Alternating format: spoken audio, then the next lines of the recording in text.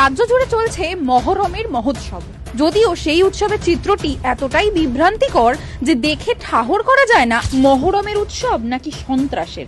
রাজ্য জুড়ে বিভিন্ন স্থানে অস্ত্র হাতে পথে নেমেছে মহরমের উৎসবের মিছিল। শুক্রবার থেকে শুরু হয়েছে মহরম উপলক্ষে অস্ত্র হাতে দাপাদাপি। শুক্রবার দুপুরে শিয়ালদা স্টেশনে এই তলোয়ার বাহিনীর হাতে গুরুতরভাবে আহত হন এক যাত্রী। এমনকি ট্রেনের কামরা থেকে উদ্ধার করা হয় বহু অস্ত্রশস্ত্র।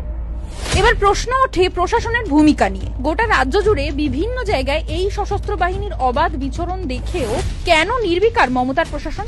বেশি দিন আগের কথা তো নয়, রামনবমীর আগেই অস্ত্র মিছিল নিষিদ্ধ করে এই মমতার প্রশাসন। নির্দেশিকা জারি করে বলা হয়েছিল রামনবমীর শোভাযাত্রায় যেন কারো হাতে অস্ত্র না থাকে। অন্যদিকে শান্তির দোহাই দিয়ে বন্ধ করে দেওয়া হয় মালদার 629 বছরের ঐতিহ্যবাহী রথের মেলা। এখন প্রশ্ন, শুধুমাত্র হিন্দুদের উৎসবেই কেন শান্তির দূত হয়ে ওঠেন মাননীয়া? কখনো জনসমক্ষে হিন্দু ধর্মকে গন্দা ধর্ম বলে সম্বোধন করেন তিনি।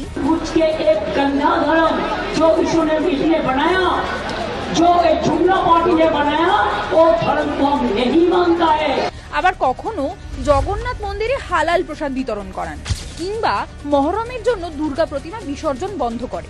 একাধিক ক্ষেত্রে হিন্দুদের বিশ্বাসে আঘাত করেছেন মাননীয়া। কিন্তু প্রসঙ্গ যখন তার প্রিয় দুধেল গাইদের নিয়ে, তখন একেবারে অন্ধ ধৃতরাষ্ট্র মমতা। মাননীয়া তার প্রিয় দুধেল গাইদের হাতে না দেখতে পান অস্ত্র, না ছাগলের তৃতীয় সন্তান বাংলার সনাতনীদের প্রাণের কোনো মায়া আছে তার। অবশ্য তিনি তো বলেই দিয়েছেন, যে গরু ভোট দেয় থুরি, যে গরু দুধ দেয় তার লাথি খেতেও রাজি মাননীয়া।